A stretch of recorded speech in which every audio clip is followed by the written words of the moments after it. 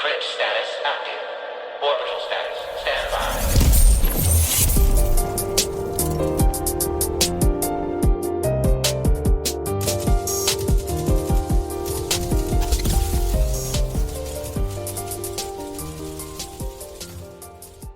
What is up, Guardians? We are back once again for a brand new episode of Cosmodrome Radio.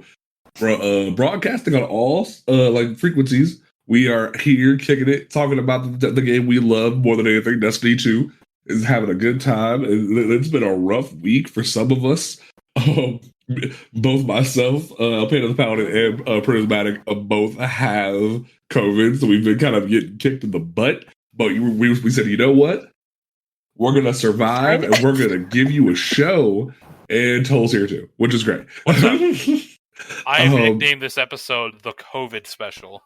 Oh my god. Well, originally this was going to be what grinds Panda's gears about GMs, but according to Toll, but we're not going to do that.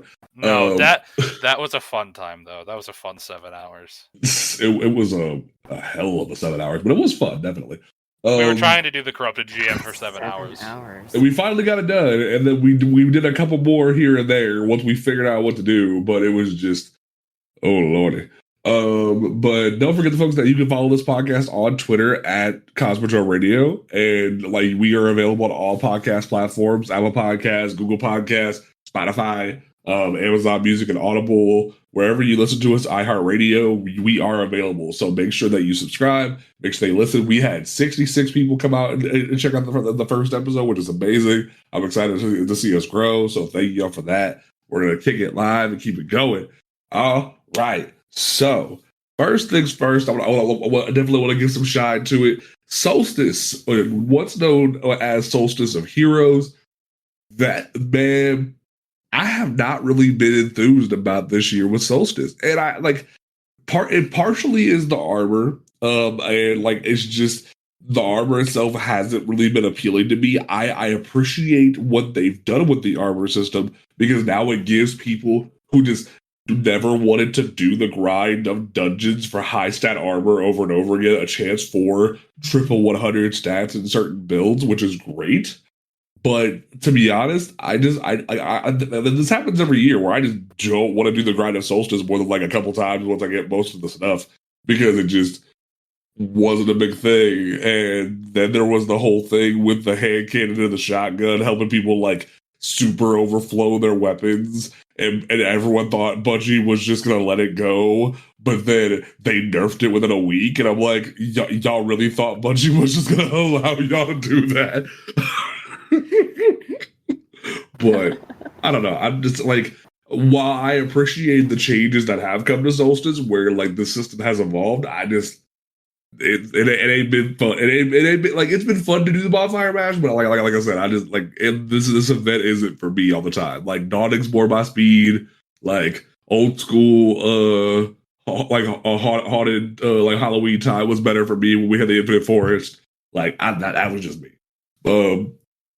Prismatic, I don't know if you've enjoyed bonfire mash at all. When you haven't, when you've been up and around, how you feeling?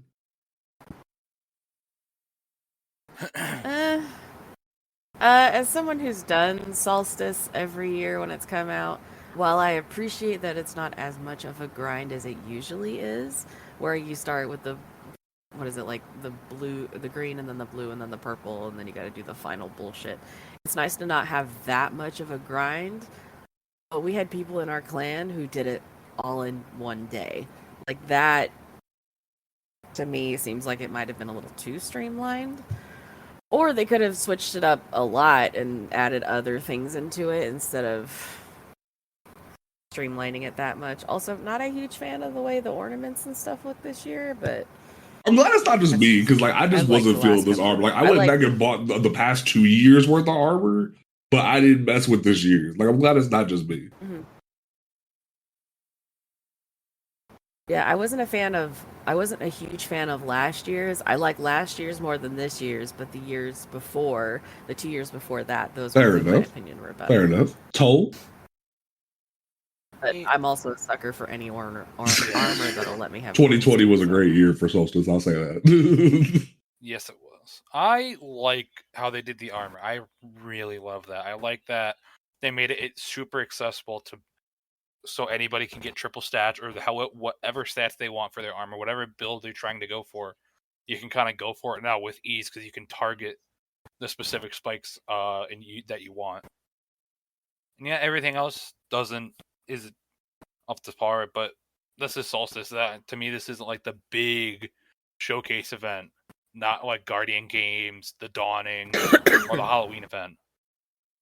This is kind of like the holdover event until we get to the good stuff. That's fair. Technically, the next event should be Moments of Triumph, but that's not all necessarily. Well, next is going to be Halloween. Moments of Triumph is until like the end of the year. Moments of Triumph normally falls right after Solstice. I know, because I order my shirt in the middle of That's summer. weird, because last year we did it after the 30th anniversary. I don't know. I could have sworn Moments of Triumph was later, but I'm tripping. But you know, like that was the biggest thing about this year that was super cool was the 100 stat armor thing, because it gave accessibility to a lot of people. But it like you definitely have to peep a YouTube video to kind of understand it, because Bungie like there's things that go into it, like there's the 3 different stat blocks. It's there's 2 different stat blocks of the top 3 and the bottom 3 that not everybody understands, because like the mobility, resilience, and recovery are in a separate section than the strength, the intellect, and the discipline. So there's a lot that goes into it when you try to like add certain spikes to certain armors. So like you gotta hope that you get the spike you want when it comes to certain like things. Like if you want to boost intellect, you gotta like hope you want to like boost resilience or recovery or mobility as well. So like those things kind of go into it as well. You can't just like boost discipline and well, you can boost discipline and intellect, but you can't like you can't always get what you want with those, if that makes sense. But now so you can get because the Solstice armor gives you a plus 20 in one slot automatically, and then that pairs with the plus 10 from the Ghost mod, so you can have a crazy stat boost armor. Yeah. So you know, like the Solstice definitely has a lot of potential, and it's like this system. I will say, this year's like event in the EAZ is a lot more like fun and simplified compared to the previous ones. Because going around and getting all those chessmen, that got tedious, that got annoying. With this, you just throw stuff at a tree and you keep it moving. Like you just lob that thing. You can be across the map and be able to lob that thing. It's so convenient. So they simplified the challenges to get to level up the seasonal armor. Ooh, yep, you are totally right. You are totally right about that. So it's like, and on top of that, it works towards getting the seal. That's true, because like hell, just doing other content in the game allows you to get closer to the seal. I played Trials all weekend this past weekend and was able to get almost all the stuff. I think I'm at 18 out of 24 for the seal. Like that's really cool. So there's very much they've made this simpler. I know there's a lot of people who have already like gotten the Flamekeeper seal on a toll hat. There's people who've gilded it already because of how easy that system is. So some folks are eventually getting their first title, which is kind of cool. So shout out to them. There's been seasonal ones too, which have been simplified it. So like I appreciate that Bungie is making it even easier for people to get their own seal, while also having a little bit of challenge to it. Like, you can't just go pick up a seal. You got to do a little bit of work for it. But I appreciate they're making them more accessible, if that makes sense. Yeah. But like that was like I think that was pretty cool. I wanted to like give highlight to Solstice, because Solstice is a big thing every year. I might need to even change the freaking the poster for the thumbnail for the episode, because the TWAB kind of smacked us on the head a little bit. Like that'll be the third topic, but I wanted to complain a little bit. So I appreciate that a lot of content creators all agreed on the same thing, that the corrupted Grandmaster Nightfall is one of the worst things Bungie has ever invented. God, Like- it was bad. It was bad. Like, bro, I want to tell people, if you ever want to do a Grandmaster Nightfall, if you're high enough light, please never be afraid to do it. Look up guides, like get a team together. Hell, like search me out on Twitter or on TikTok. Like, I will help you with it. It is very much a situation where that challenge is worth climbing that mountain for. Like, because when you it's kind of like this, like that's sort of like comparable to Dark Souls, where like you finally like bang your head against the brick wall enough, and then you finally penetrate the brick wall, you feel like you did something, and like it's that kind of thing. Because when you go in there, you don't expect to get one shot by certain things. You don't expect random ads to be places they shouldn't be and like ground slam your entire team. Like for instance, straight pain, bros. Like, so we're in the Grandmaster Nightfall. First level, the bridge goes super easy. We knock out a couple champions, we roll through super easy. Elevator, super confined, takes a lot of skill to get through. The phalanxes are your worst nightmare. The taken phalanxes will end careers because they will just boop you and fly you off the, like, either they will fly you off the map and kill you, or just the boop itself will kill you, which is you think just you're far insane. enough away, you are not. You're not. Like, you can be behind a wall, you can be behind a barricade, and for some reason, the way that Bungie has coded the taken phalanxes, they just end your career. Like, there's just like they go through barricades. It makes having a barricade seem useless, which is, it's frustrating. But like, once you learn that, like the rift, the well, the bubble, yes, the bubble can protect you. But the rift, but the barricade, those three things, the rift, the well, the barricade, are not the end all be all way to survive a Grandmaster. You will die. Your health will not recover fast enough if you're sitting in a well, and like the well can't save you. Like, we watched multiple times as our couple warlock friends kept dying to ads while sitting in a well. You think you're high enough light, like, especially now with Solstice going on, try to get yourself high enough where you have like 100 recovery, 100 resilience, and then 100 intellect or something similar. That way you can have those stats ready for a GM, because, man, you gonna be hurting. Like, if you have anything less than like 80 or 90 Resil, you're gonna be smacked. Like, it was so funny because one of our clanmates would be like, "Why am I dying so much?" And I'm like, "What's your resilience at? 60. That's why." Like, you're gonna feel it. It sucks. Bungie, so it's like, and then we're going through it. We get to the big like ballroom area of the Corruptor Strike, where the two ogres keep pulling you between the ascendant plane and the Taken, like back and forth between the Taken and the regular ogre. And there's an unstoppable ogre like in that room with the regular version of the Dreaming City. And a couple of times, Toll would just shoot at it, like thinking he could stun it, do some damage to it, whatever, no big deal.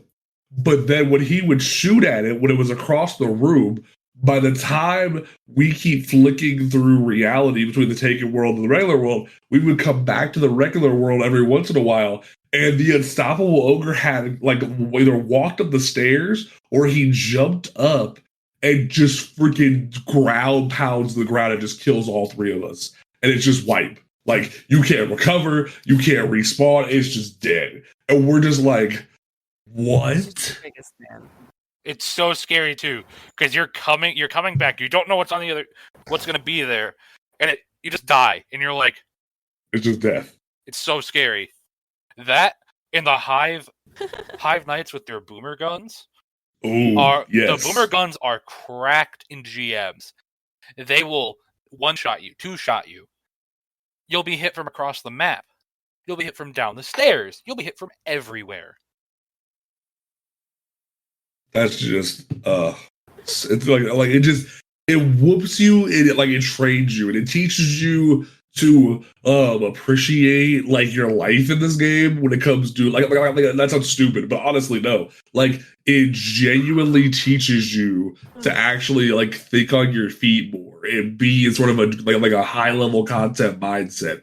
And I'm gonna give props to Nano. I don't always love giving props to Nano, but like he made a video about a year or two ago, like about a year ago when Vault of Glass came out.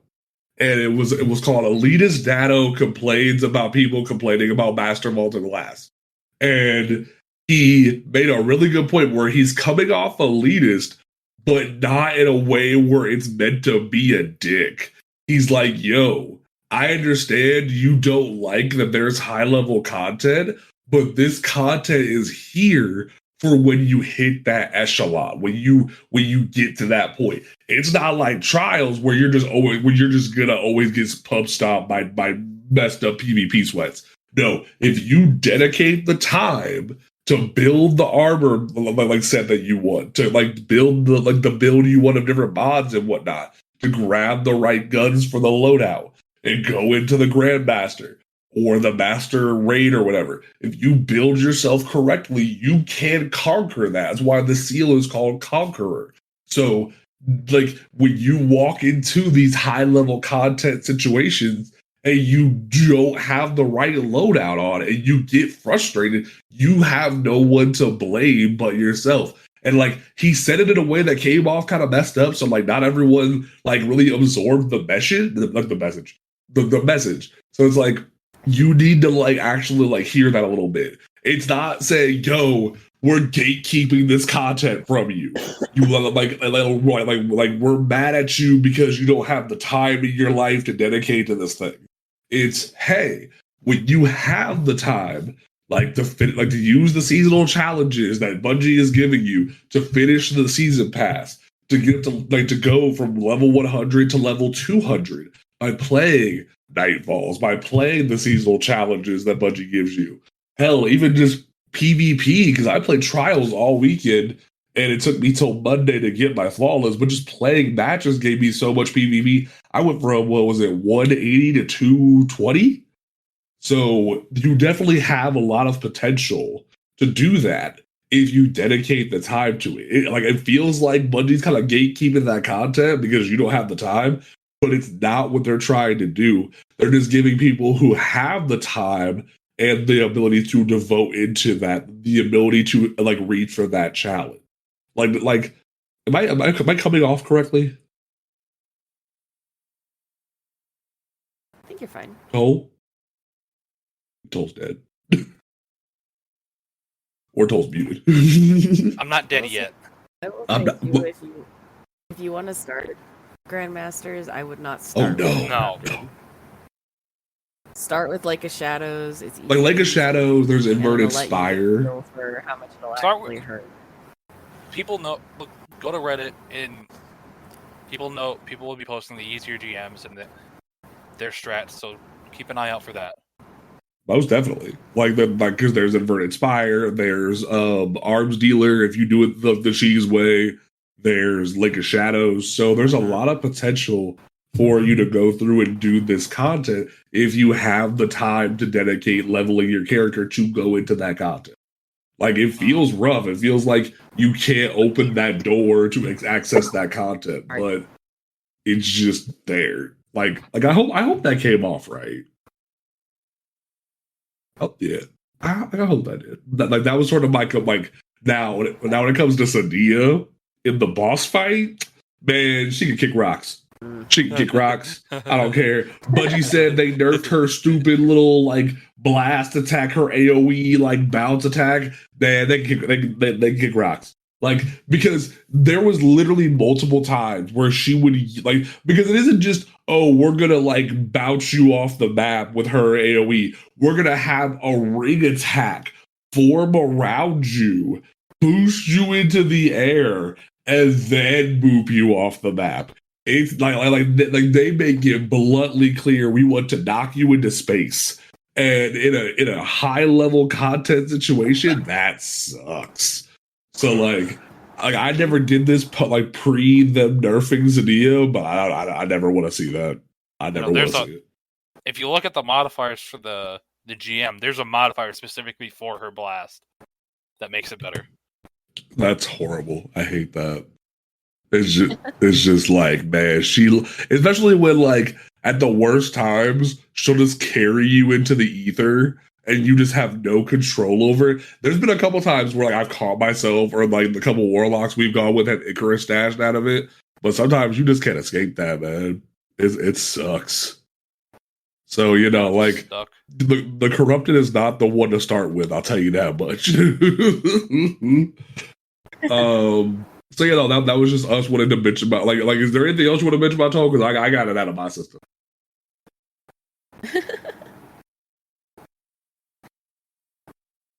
Apparently not. Toe got his bitch. Toe, you keep going like you keep muting yourself weirdly. Are you good, dog? I mean, he did say his friend is there. That's true. Okay, cool. I'll edit that part out. It's fine. But no, like, from there we had the TWAB, which, man, that was a. Oh, now you're back. Now I'm back. I don't. What are you doing? Talk to you. I gotta go. Me? Like, you keep dipping out weirdly. Like, are you lagging out, or are you talking? Or are you doing other things? No, I'm not. I'm literally sitting here just laughing. Oh, okay. I'm like, what's going on? Because I literally said, yo, like, is there anything else with the Grandmaster you wanted to complain about? And you didn't say anything. Yo, Looney Bird? Okay. But no, so the next thing on the docket is the TWAB. The TWAB came out and, like, it kind of caught everybody off guard with how beefy it was. And now we're in an interesting situation where we got a thick TWAB talking about a lot of changes that are coming to Destiny 2. And there's going to be a lot of people that aren't happy about this TWAB. I'm going to let the PvP sweats cry all they want. I'm sorry. As someone who mainly plays PvE and then has to go play PvP for certain things, I am happy there's SBMM in this game. Honestly, it's an interesting change. But I like how they're saying they're only putting it in certain modes. They're keeping it out of other modes, which is good. Right. Like, well, I think that, like, so what are we talking about, guys? So first, like, so the halfway through the TWAB, they mentioned that they're adding skill-based matchmaking to, or like how do they phrase it? Because it's a specific way they phrase it where it's loose skill-based matchmaking. They're trying to eliminate pub stopping. They're trying to eliminate this idea that, like, a whole 6 stack of, like, trial sweats can roll through a control match where casuals come to get their pinnacles done and just whoop everybody into submission, or like an Iron Banner match, or just like anything that isn't survival, and just whoop somebody into shape. Like, they're trying to eliminate that because it makes it so people don't want to touch PvP when, like, brand new lights, or people who just want to come get their pinnacle, like similar to that, or just like people who don't sweat PvP like that, like Toll said, where you don't do that kind of stuff and you don't expect to just get rolled over on and get mercied in a control match of all things. Where you hear Shaq say, I'm calling it, that says you're kind of getting your butt kicked a little bit. And now He never calls it soon enough. What'd you say? He never calls it soon enough. He always waits till it's painfully like 90 something to 5. And he's like, I think I'm going to call it. Like, really? Now you're going to call it? And I like how Bungie called it like 5 minutes ago. Go ahead, Toll. I like how Bungie went into detail with how their skill-based matchmaking system works. They explained it out perfectly. They really did. Like you definitely want to like peep Astrocross's video or something similar, because this is a beefy TWAB. Like, if we sat here and read all this, we'd be here all night. Like, it's a lot. Go watch someone who's more of a PvP person explaining it than a PvE. I mean, I'm both. I like my stuffs, and I play trials, so I understand what's going on with it. They're trying to, like, specifically implement it, like, outside of survival and elimination with things like control, or like the other fun modes they do, like Iron Banner, because they really want to eliminate things like that. But also, they're trying to stop, like, I wouldn't say like they're just trying to, like, stop that thing of, like, yo, we have this really sweaty PvP player going up against a new light. That's the Yeah. main purpose of this. They're not doing it to punish PvP sweats. They're doing it to put you in the place where you fit in. They're trying to Right. put those boxes in place. And when people hear skill-based matchmaking, they start complaining about it. And one of the biggest things that you hear with people complaining about skill-based matchmaking is literally, I kid you not, I carry my friends through content, so why would I like skill-based matchmaking, or why is skill-based matchmaking in place? Because it makes it harder for my friends to enjoy the game. Well, like Johnny Carey, man, what if we lived in a world where like your friends could play on an echelon level where they fit in, and you play over here where you fit in, and you don't bring a whole group of sweats over to a control match and make brand new Susie New Light hate her existence and never want to pick up the game again when the lore is already confusing enough and she doesn't understand what's going on. And that's a thing.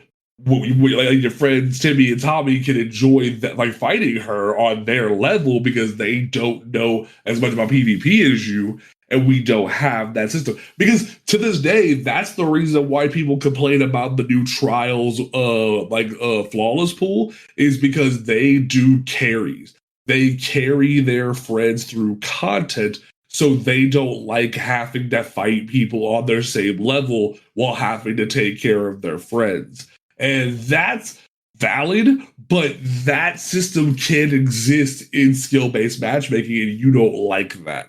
You don't like having to do that. And if you like, you're basically like picking up your two friends and putting them on the same staircase as you, or the same step as you on the staircase, and they have to fight for their lives, versus you going down their staircase and fighting other people and being a god. Like, does that make sense, folks? Yeah, like there's nothing.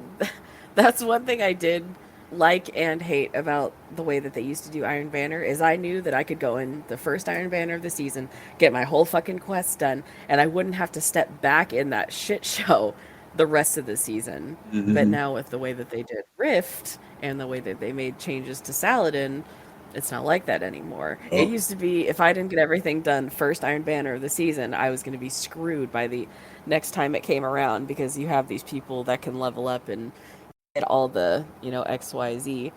Now, you don't have to worry about baby guardians getting stomped by 6 stacks when they've never played Crucible before. They can actually develop an appreciation for the game mode and actually think if they want to go back in it, or cultivate skills or anything. I like what that. Bungie's doing is they're implementing their what they call a loose skill-based matchmaking, and only putting it in control in season 18. You're not expanding It's a test run. It's a test run. I like that. They're gonna let us get used to their system in their one mode they know they don't have to mess with, because it's okay. Yeah, so like that's the biggest thing, where it's like they're not doing it to like, and they even talk about it specifically in the TWAB, where they're just like, we're not trying to do this to punish high level players. We're doing this to help out other people while also putting you with your other like fair squads. And like it like that middle ground of the carry people, where you think you're doing good by helping your friends, which you are. You have good intentions, unless you're doing raffles and you're trying to like pay for carries, which that's a whole other debate that we're not going to touch today. No, we're not touching that today. Touch that debate. Well, like we'll get there at some point, but like this is the second episode of the show. But like if you're helping out your friends and you have good intentions, that's cool. But that like they're trying to look at like trying to eliminate mercies. They're trying to have like better final score differentials. They're trying to have less of a gap between the top player of the match and the bottom player of the match, where you have like one person with the highest KD in the whole match versus like someone who couldn't even get one kill. That's what they're looking at. They talk about that in the TWAB. So like, if you think I'm lying, if you think like Bungie's full of crap, read the TWAB. They like, explain everything. all of their stuff. So please make sure you peep that TWAB. Speaking of the TWAB, this weekend's Trials map is officially Eternity. Thank you. With 39% of the vote. Thank you. Thank you for actually That's a listening pretty to even me. split. Like, I appreciate people who listen to me because, like, Eternity is such a pretty map. All people did for so long was complain they never had any diversity in their map choice. And they finally said, yo, let's go to Eternity. And I appreciate that. Because before, when they had a vote, Vostok was on the plate and no one wanted to go to Vostok. And I'm like, are you out of your mind? Vostok is a great map for Trials. Why don't you want to go? But yeah. We also completed the community goal to get that emblem. You have until August 2nd to pick that up. Nice. Cool. Is it Bungie rewards? Yeah. Yeah, it's in the Bungie rewards. You have until it's August like 2nd. yellow and blue. It has a cool like setup. I might even link to Bungie rewards. That way people can get that. Cause also there's new Prime. Okay. There's new Amazon Prime rewards. Like there's a cool ship, cool sparrow, cool ghost that has a cool snake on it. There's like the flip the table emote, which is kind of cool. So if you have if you want some free loot, link your Amazon Prime to your Twitch Prime. Get some free stuff. It's always a great thing. There's always things like Dead by Daylight, Apex, a lot Destiny. of games. Always check it out. Yeah, there's Call of Duty stuff. Like, always check that out. Always, like, everyone's partnered with Amazon because Jeffrey Bezos wants to run the world. So, like, definitely look at that. Warframe does Amazon Prime too. Oh, I did not know that. So there you go. All right. So now the big thing. So one of the community leaders, Hippie, she had posted, she had posted that this week we were going to receive new information about the release date for the returning raid for next season, because somebody asked her on Twitter when we would receive information about the release date. No one said, I need to make this very clear because I thought this too. No one said they were going to reveal what the raid was going to be. However, Bungie being real slick, and they're revealing what the returning raid is going to be 3 days before it releases. Because I don't recall. I don't know if season the redacted. It's 3 days after the season starts. So season starts on what, Tuesday, August 23rd. Yep. The day of the big showcase. You get to know 3 days before the raid. That's when they reveal Arc 3.0. They reveal everything that's going on in the Vidoc. And they're going to show what the seasonal stuff is too. Also, while hinting towards the future with Lightfall at the end of the year. And they're going to reveal what the raid is. That means people who are going to do the first day of the raid, you are going to need to start prepping now. As in, start picking up bounties and holding them. Like, getting your weapons high enough light. Because what I'm hoping that they're going to do is that they're going to make it so you can enter the raid at high enough light, whatever this season's seasonal cap is, which is 1570, or without having to sweat the whole week, 3 days out. What's up? So Bungie did say that I'm looking at the TWAB right now. Oh yeah, you will need to be 1560 power to be at cap for all encounters. Cool. Yes. I missed that. Thank you. We know we have to be at 1560. You at least had to participate in stuff from last season, which that's how accessible they did with Vogue, where they said you had to at least be 1300. They're at least saying if you take a break this season, don't do a lot. If you are at least high enough light from last season, you can do this season, you can do this raid. So we'll have already had a big step being 1570 if you're at max cap now. Now you need to work on getting all of your weapons high enough light. And we don't know what we're going to be running up against on day one. I know I'm going to go on day one to see what's going on. So whether it's you need to have Izanagi's Burn-In ready, your Galahorn ready, there's definitely going to be lists of guns that people start putting out. But those guns will be the most things to have on hand in your vault or in your inventory to have. Because we don't know what this raid is going to be until 3 days before. Which, that's some really close to the chest moves right there. But given what Bungie has had to deal with, where their stuff keeps getting leaked, where they even had Sony Japan leak the trailer for Season of the Haunted early, so they had to go, well, crap, and release everything. Like that had to suck because they were playing it real close to the chest, trying to do something cool, and then everyone just kind of had it dropped on them because of one trailer dropping. So that is a whole thing. I gotta say, I really hope it's Wrath of the Machine, but it's not gonna happen. It's Like, gonna be King's Fall. if I get Wrath of the Machine, I will be the happiest person on God's green earth.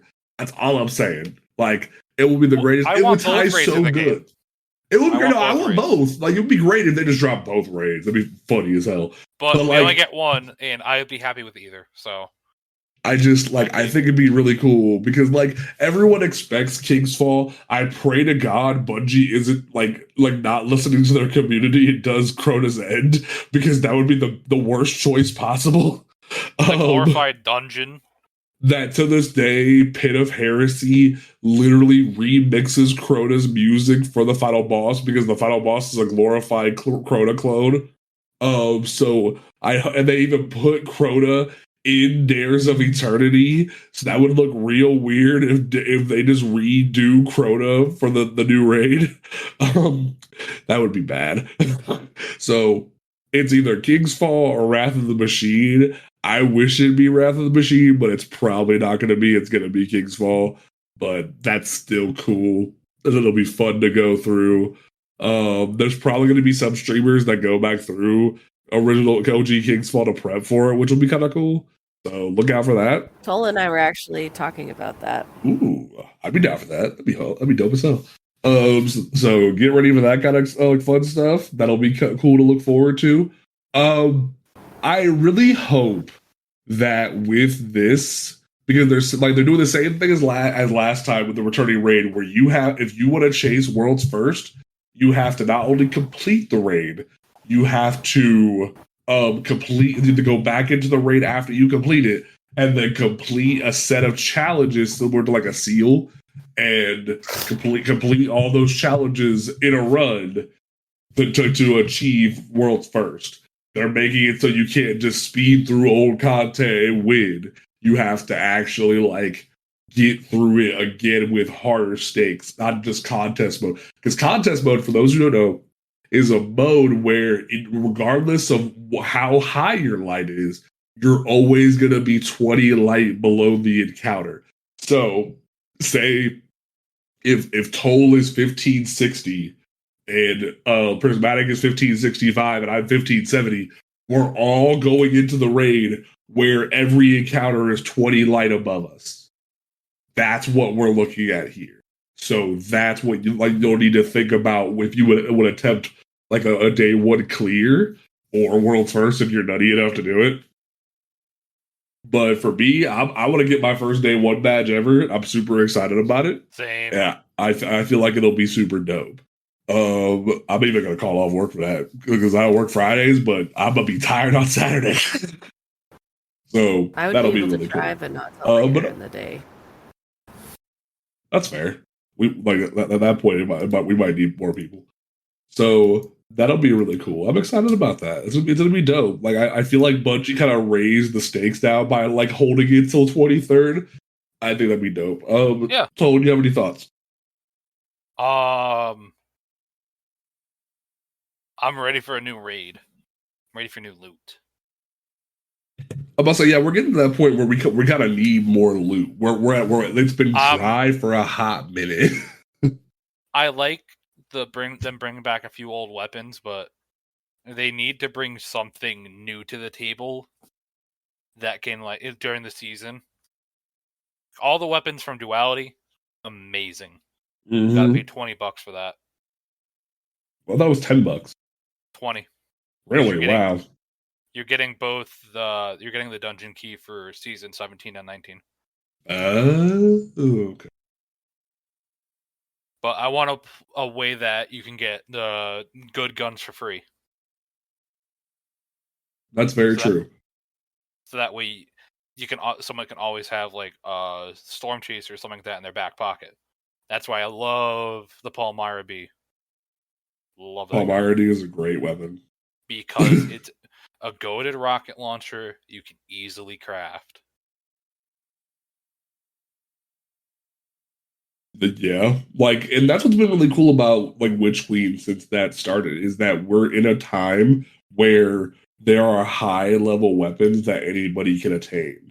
So that's very much a situation we're at right now, where like if you need to enter a raid and they're like, well, you need a rocket launcher, you can whip out a crafted Palmyra D and B, or is it B? I don't know. It's B. Okay, well, you can have like, it's a really powerful rocket launcher. Banshee Souls like sells static rolls of it all the time. It today he had a surplus explosive light one that was really good. So you can definitely pick that up. He has auto loading explosive light before. So like there's guns in the game that anybody can pick up right now. Like, is it a pain to buy the dungeon? Yeah, but does it have one of the most accessible and the most powerful linear fusion rifle in the game for people? Most def. So it's got many different good weapons that you can get. Like, that's the point we're at. You have the new purpose pulse rifle. You have the Unforgiven submachine gun. You have the Lingering Dread grenade launcher. You have the 2 reprised weapons they put in there as well. The Epicurean and the machine gun. You got solid weapons all around in that dungeon for everybody. So unless you're like, that don't have a single rocket launcher. Yo, so shout out to Alchemy King, one of our clan mates. This man's flat out. We were gonna use rocket launchers for a Grandmaster today for clearing arms dealer for the Conqueror seal. We asked him, "Do you have a rocket launcher?" He goes, "I have the Heretic from Shadowkeep," and we're like, of all rocket launchers, you have that? Like, you don't have like a Hazen Vengeance for Vault of Glass? No. You don't have a Palmyra B that Banshee's been selling, or that you can craft? No. You don't even have like the Tomorrow's Answer or the Bump of the Night, like something? No. And we're like, how? Just put your. No, we don't want to put his other round. And we weren't saying this to like gatekeeper be mean to him. This is like someone who sweats the game as much as the rest of us and should have had this. We were literally just like clowning on him because he's one of our clan mates. So we basically just told him to put Galahorn on and call it a day. Honestly, but no, like we're at a really good point right now where there are so many weapons that are needed that are like are going to be really helpful for day one raid, but also just high-end content in general that are so accessible to the player base. Like, you can get through you can get through even like regular duality the dungeon with not much trouble. Anyone can teach it to you. Like, let me know if you need a teacher. I will teach it to you. Anybody can get through it within a few hours, if not an hour, and you can clear it and have some good loot that you could use in high-level content. So definitely, like, get on that, because definitely Storm Chaser, you're going to see it day one for King's Fall, War, Wrath of the Machine. You're going to see it. The one gripe I have with that whole system is you need 5 weapons to grind it. And then you need to level up those weapons to get the perks you want. Yeah. So I wish they would make it to 3 guns for the seasonal guns. The raid guns, you can make them 4, 1 less than they are now. And make them level up a little faster, and then I think people will be really happy. I think the raid ones are kind of like especially with the Vow of the Disciple ones, those being 5 makes sense because you have what, like, prior to Storm Chaser, the second best linear fusion rifle in the game was Cataclysmic. With Cataclysmic.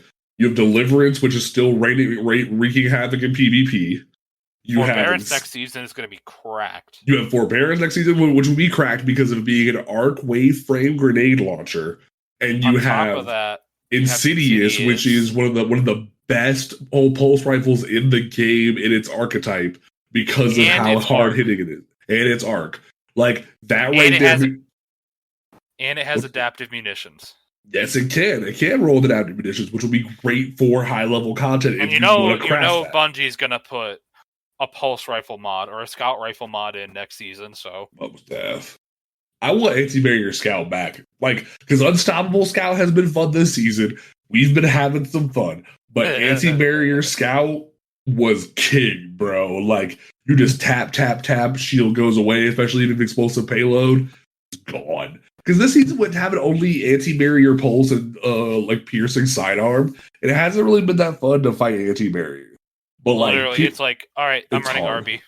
Honestly, you're just running Arbalist because or Ariana's Vow. It's easier to crack those shields versus running a pulse rifle. I mean, the only like exception to that would be the Halo pistol. Yeah, I had thought about sidearm. Yeah.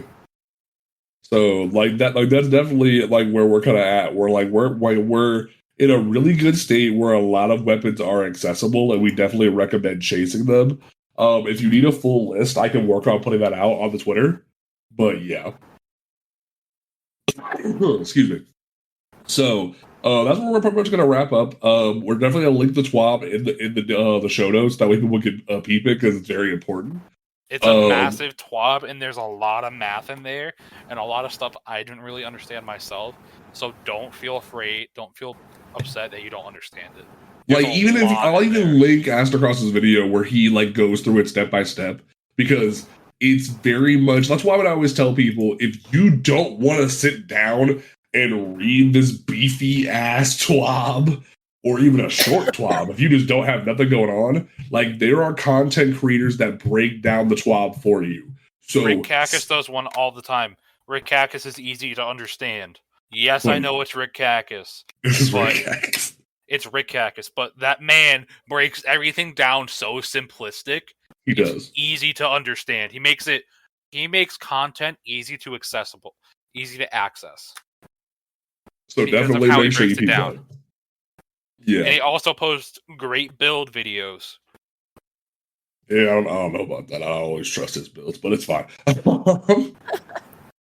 But no, so definitely make sure you like look at all that stuff, because with new content coming out in the next few weeks, you're gonna want to be looking at the TWAB. That's your source of information from Bungie. We'll try to inform you every week of what's going on.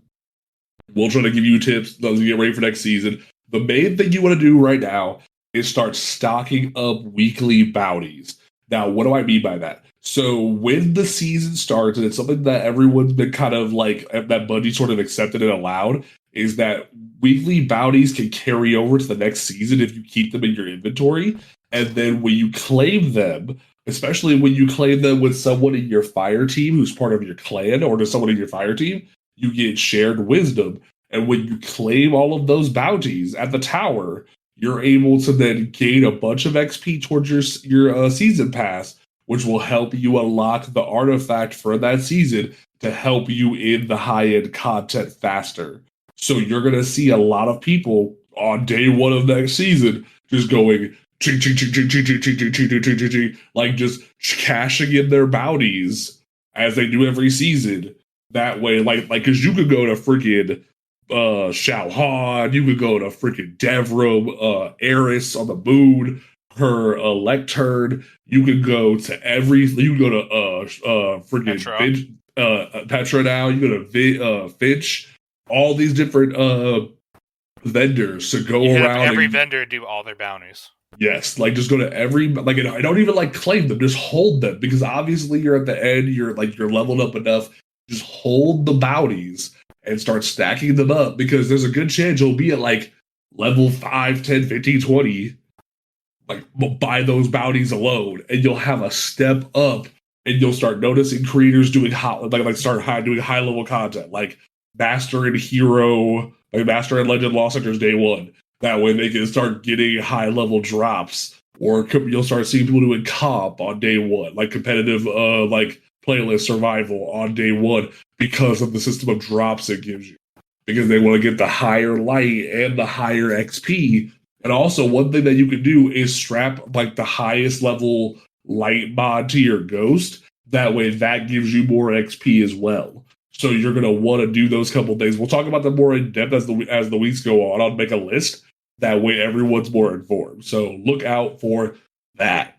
Does anyone have any closing thoughts for this week's podcast? I hope we feel better soon. It's out. Don't be afraid to do a GM. Don't be afraid to LFG for a GM. People are scary and mean and will leave if you die in the first 20 seconds. Bro, Those are rude can people. I talk about that for a second? Oh God, I got Panda on a tangent. Oh boy.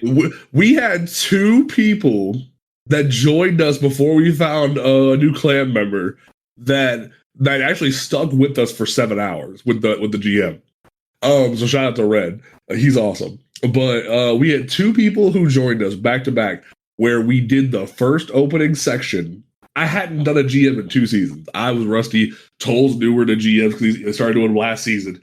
And not only did this person, both people die first, then us, and then they left. It showed that they did, because we put farming GM in our title for the LFG. They thought they were gonna get like free carries or whatever. It's like, no, we work as a team in content, not thinking you're elitist enough to think that you're gonna get carried or that you're too good to deal with people that get killed when you got killed first. So that's my little rant. I apologize, Toll. I didn't mean to cut you off. No, don't be afraid to do content. Raids are fun. They can be. I'm about to say raids are fun. GMs are fun. Prismatic, what is your closing? I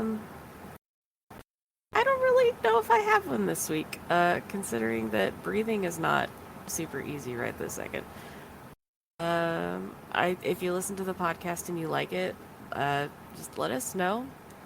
Send us something on the email, on Twitter.